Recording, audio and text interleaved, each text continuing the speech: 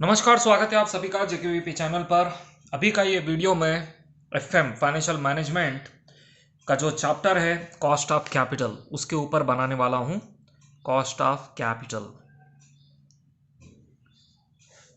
Cost of capital का मतलब होता है कि हमारी जो कंपनी है, हमारा जो बिजनेस है, उसमें हमने किस किस किस्म के फाइनेंस बना कर रखे हैं। यानी कि कोई कंपनी अपने शेयर्स इशू कर सकती जिससे उसको फाइनेंस मिलता, इक्विटी शेयर, प्रेफरेंस शेयर। इसी तरीके से डिबेंचर इशू कर सकती, उससे भी उसको पैसा मिलता, फाइनेंस मिलता, फंड मिलता। कभी कभी वो अपनी जमा पूंजी यानी कि प्रॉफिट का इस्तेमाल कर सकती जिससे रिटेन अर्निंग कहते हैं। इस तरीके से भी यानी कि एक कंपनी फाइनेंस के सोर्सेस इंटरनल या एक्सटर्नल तरीके से रख सकती है।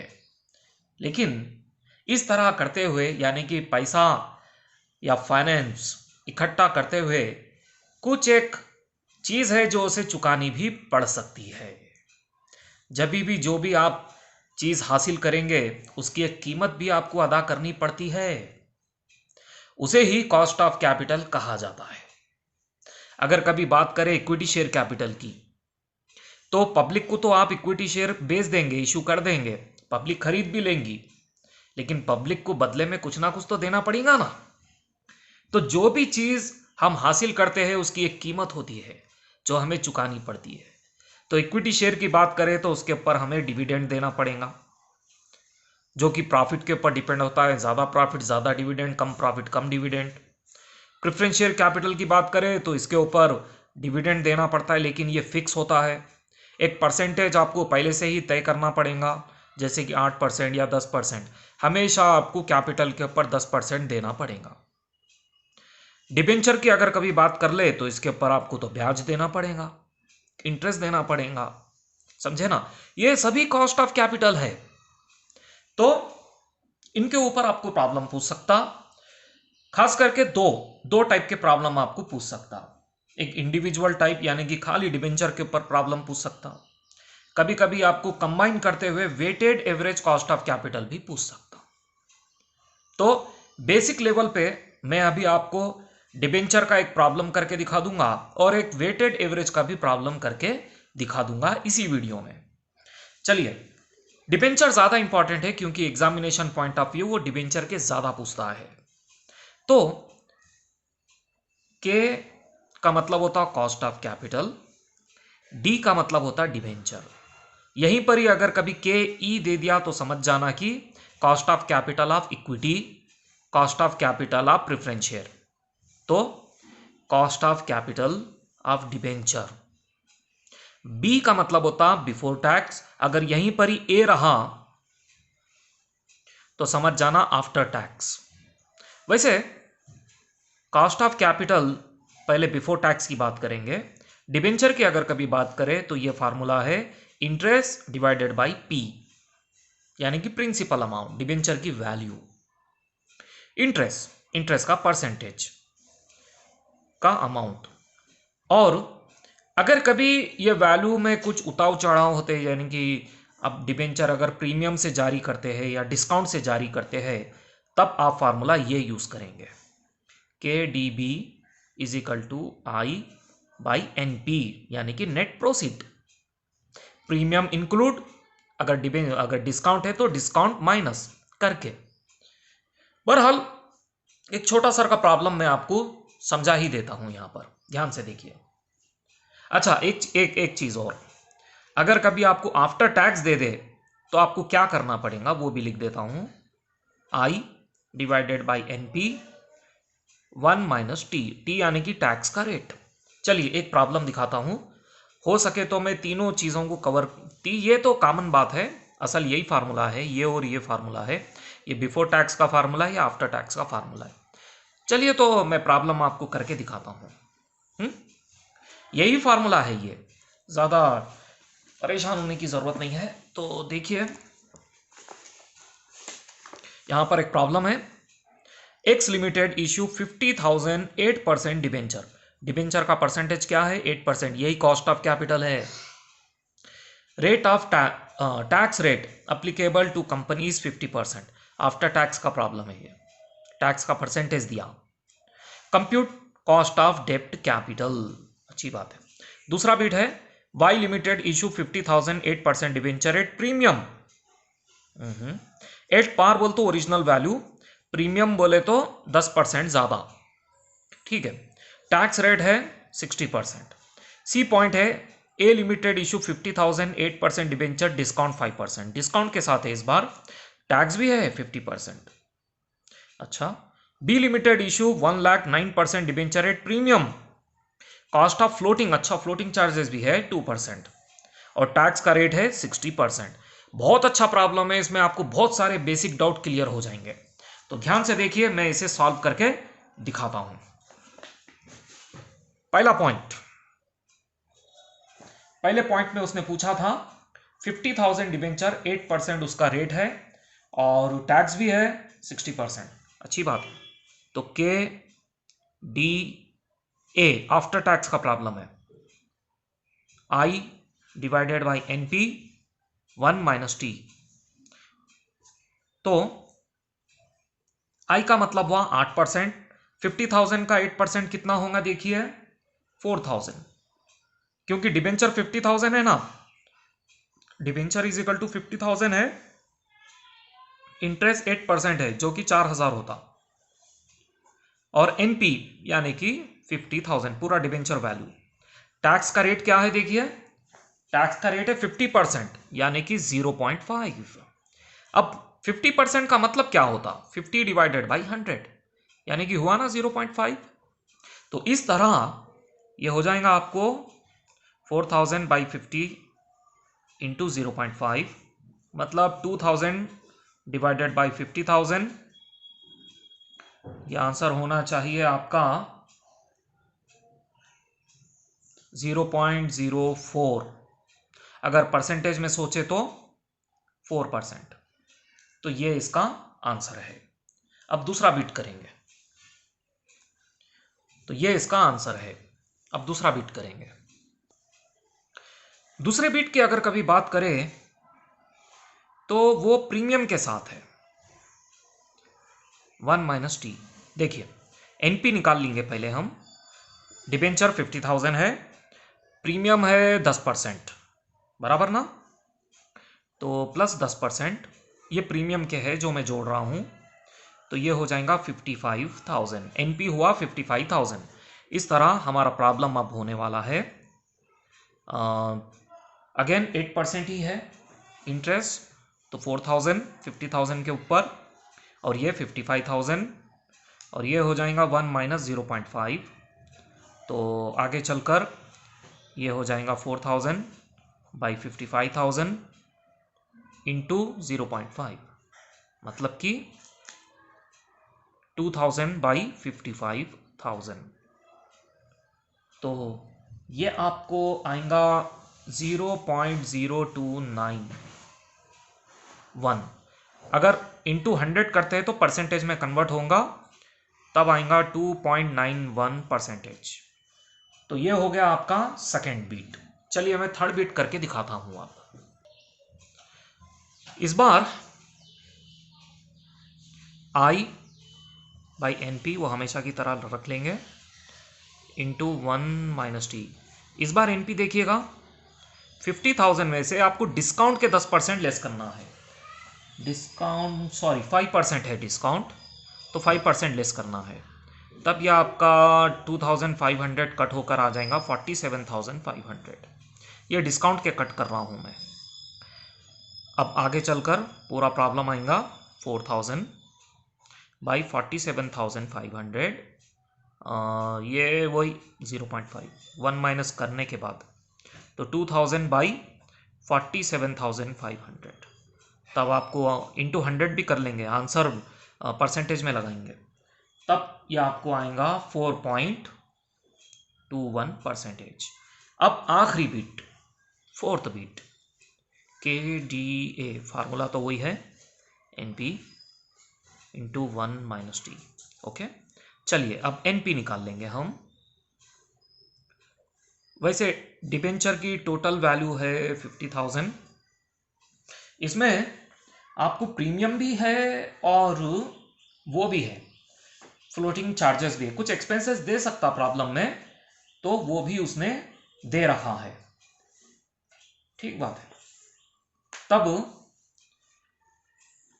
इसमें ऐड करेंगे प्रीमियम 10%। हाँ, डिबेंचर 1 लाख है इस बार। 1 लाख डिबेंचर 10% प्लस करने पर हो जाएगा 10,000। अब ये हो गया 1,10,000। अच्छा, फ्लोटिंग चार्जेस देखिएगा, फ्लोटिंग चार्जेस है 2%। अच्छी बात है, फ्लोटिंग चार्जेस 2% यानी कि 2,200, इसके ऊपर ही निकालना। तब ये लेस करने के बाद आपको हो जाएगा 1,07,800 रुपी। ये हो गया आपका नेट प्रोसीड। चलिए अब सॉल्यूशन करेंगे। K D A is equal to, interest rate देखिए इस बार 9% है, तो ये हो जाएगा 1 लाख के ऊपर 9% मतलब 9,000। इस बार डिबेंचर देखिए, इस बार डिबेंचर 1 लाख है, इंटरेस्ट 9% है, जो कि 9,000 होगा आपको। ठीक है ना। तो एनपी हो गया आपका 1,07,800 और 1 माइनस टैक्स का परसेंटेज भी इस बार 60% है, यानी कि 0.6, तो 0.6 तब 9,000 बाई 1,07,800 इंटू 0.4। अब देखिए इसका आंसर होने वाला है आपको 0.0334 और इंटू 100 करने पर 3.34%। परसेंटेज में अगर आंसर वैसे आंसर यहीं पर भी छोड़े तो काफ़ी है, अगर इंटू 100 करते हैं तो आंसर परसेंटेज में आ जाएगा। तो इस तरीके से ये प्रॉब्लम सॉल्व किया जाता है। एक और प्रॉब्लम मैं आपको सॉल्व करके दिखाना चाहता हूं। कभी कभी डिबेंचर आपको रिडीमेबल भी देगा। रिडीमेबल यानी कि कुछ वक्त के बाद में वो डिबेंचर कैंसिल हो जाएंगे, उसके पैसे पब्लिक को लौटा दिए जाएंगे। वैसा प्रॉब्लम अगर कभी दे तो आपको क्या करना पड़ेगा, फार्मूला क्या होगा, चलिए मैं आपको दिखाता हूं। अगेन मेन फार्मूला तो देखिए, कॉस्ट ऑफ कैपिटल डिबेंचर कभी बी कभी ए, अगर टैक्स नहीं है तो बी, अगर टैक्स है तो ए। तो फार्मूला ये है I plus R V minus N P divided by N,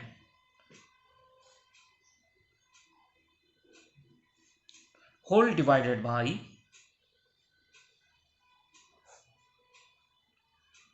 RV plus N P divided by 2।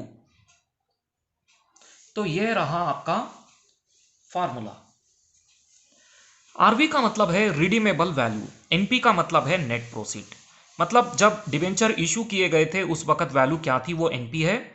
और मान लीजिए 5 साल के बाद में डिबेंचर रिडीम हो रहा है, तो 5 साल के बाद डिबेंचर किस कीमत से रिडीम होगा, किस कीमत से पब्लिक को लौटाया जाएगा, वो ये है आरवी, रिडीमेबल वैल्यू। और आई तो आप सभी को पता है, इंटरेस्ट। अगर कभी प्रॉब्लम में टैक्स दिया तो आई के साथ 1 माइनस टी आपको इंटू कर लेना पड़ेगा। ठीक है ना, अगर टैक्स दिया है तो। चलिए एक प्रॉब्लम मैं आपको सॉल्व करके दिखाता हूं। अब स्क्रीन पे देखिए, प्रॉब्लम है आपके सामने। एक company issue 10 lakh 10% redeemable debenture, redeemable debenture है और 10% है इंटरेस्ट, 5% डिस्काउंट पे इशू कर रहे हैं। तो कॉस्ट ऑफ फ्लोटिंग चार्जेस भी दिया 30,000। Debenture are redeemable after 5 years, 5 साल के बाद में डिबेंचर रिडीम हो जाने वाले हैं, लेकिन किस कीमत पे रिडीम होंगे वो नहीं दिया। मतलब डिस्काउंट के साथ रिडीम होंगे या फिर प्रीमियम के साथ रिडीम होंगे, वैसा कुछ भी नहीं दिया। तो ओरिजिनल वैल्यू पे रिडीम होंगे, समझने की बात है। Calculate before tax and after tax assuming tax rate 50%। Before tax भी करना है, आफ्टर टैक्स भी करना है आपको। पहले बिफोर टैक्स करके मैं आपको दिखा देता हूं। तो आई का मतलब इंटरेस्ट, 10 लाख का डिवेंचर है, 10% उसका ब्याज है, तो ये हो जाएगा 1 लाख। रिडीमेबल वैल्यू 10 लाख ही रहेंगी। क्योंकि 5 साल के बाद कितने वैल्यू पे रिडीम करना है उसने कुछ कहा नहीं, तो ओरिजिनल वैल्यू ही लगाना। एनपी, ये एक इंटरेस्टिंग पॉइंट है। एनपी मैं आपको इधर इधर करके दिखाता हूं, साइड में देखिए। NP is equal to, debenture तो 10 लाख है, उसके ऊपर डिस्काउंट से इशू कर रहे हैं हम, और डिस्काउंट है 5%, तो ये हो गया 50,000, तो ये हो गया 9,50,000, और फ्लोटिंग चार्जेस भी है प्रॉब्लम में, वो है 30,000, तब ये हो जाएगा 9,20,000। तो आपका एनपी है 9,20,000।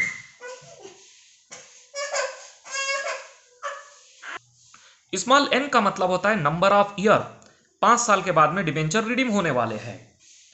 तो whole divided by RV, again RV लिखिए 10 लाख, एनपी 9,20,000 डिवाइडेड बाई 2, ये फार्मूला है।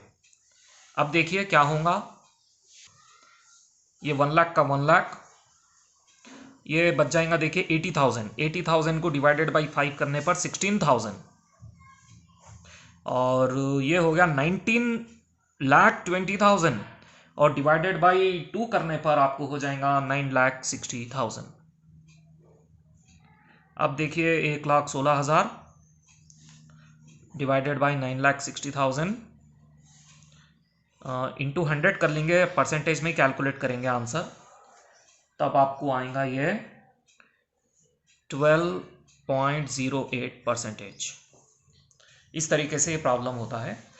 अगर आफ्टर टैक्स करना पड़े तब ये फार्मूला इस तरीके से हो जाएगा, 1 माइनस परसेंटेज क्या दिया 50, इतना सेम फार्मूला रहेगा, RV minus NP by N whole divided by RV plus NP by 2। तब आई तो 1 लाख है, और ये होगा 0.5, और ये सब 10 लाख का 10 लाख, एक जीरो और आना, हाँ 10 lakh minus 9,20,000 divided by 5 years whole divided by 10 lakh RV plus NP 9,20,000 divided by 2, तो ये हो गया 50,000, और ये 16,000 पूरा, और ये 19,20,000 का 9,60,000 डिवाइडेड बाई 2 करने के बाद, तो ये हो गया 66,000 डिवाइडेड बाई 9,60,000 इंटू 100 करने पर हमें आंसर आ जाएगा देखिए 6.87%। तो अभी एक वेटेड एवरेज मेथड का भी मैं प्रॉब्लम आपको करके दिखा देता हूं। प्रॉब्लम आपकी स्क्रीन पर अवेलेबल है, देखिएगा। डेब्ट, preference share, equity share, retained earning दिया, उनके अमाउंट्स दिया, और उनके यानी कि किसका कितना परसेंटेज है पोर्टफोलियो में, कितना वैल्यू है वो परसेंटेज है, और कॉस्ट ऑफ कैपिटल भी दिया 5%, 10%, 12%, 11%। तो ये प्रॉब्लम है, इसे किस तरीके से सॉल्व करना है चलिए मैं करके दिखा देता हूं। तो इस तरीके का एक बॉक्स बना लीजिए। डेप्ट आपका है, देखिए डेप्ट यानी कि डिबेंचर 15 लाख रुपए, और 12 लाख रुपए प्रेफरेंस शेयर कैपिटल है, 18 लाख रुपए इक्विटी शेयर कैपिटल है, और 15 लाख रिटेन अर्निंग है। ये पूरों का टोटल है 60 लाख। इसे कहते हैं पोर्टफोलियो। तो पूरे पोर्टफोलियो में आपके डिबेंचर की हैसियत कितनी है, देखिए 25% है। चाहे तो आप 15 lakh divided by 60 lakh into 100 करके देख लीजिए, आपको 25% ही आएगा। फिर 12 लाख डिवाइडेड बाई 60 लाख करने पर आपको आएगा 20%, फिर ये आएगा 30%, और ये आएगा 25%। ये दरअसल परसेंटेज है इनके। तो ये 60 लाख के आपके पोर्टफोलियो में डिबेंचर 25% है, प्रेफरेंस शेयर कैपिटल की कीमत 20% है, इसकी हैसियत 30% है, और इसकी 25% है। और तो ये तो हो गया इसका प्रोपोर्शन, सॉरी ये प्रोपोर्शन है, ये वैल्यू था, ये अमाउंट था, ये था आपका प्रोपोर्शन। अभी हमें निकालना है कॉस्ट जो कि वो दे दिया 5, 10, 12 और 11%। इनकी ये कॉस्ट ऑफ कैपिटल है। इन दोनों को मल्टीप्लाई कर लेना है आपको, समझे ना। ये प्रोपोर्शन को W कहते हैं और इसे X कहते हैं, कॉस्ट ऑफ कैपिटल को। तो XW आपको करना है। ये दोनों परसेंटेज में याद रखिए। तो 25 का 5% निकालना पड़ेगा आपको। 25 का 5% आपको आएगा 1.25 और 20 का 10% आपको आएगा 2। 30 का 12% आपको आएगा 3.60। 25 का 11% आपको आएगा 2.75 और इन पूरों का टोटल आपको आएगा 9.60। तो वेटेड कॉस्ट ऑफ कैपिटल हुआ आपका 9.60%। बस इतना ही आपको करना है।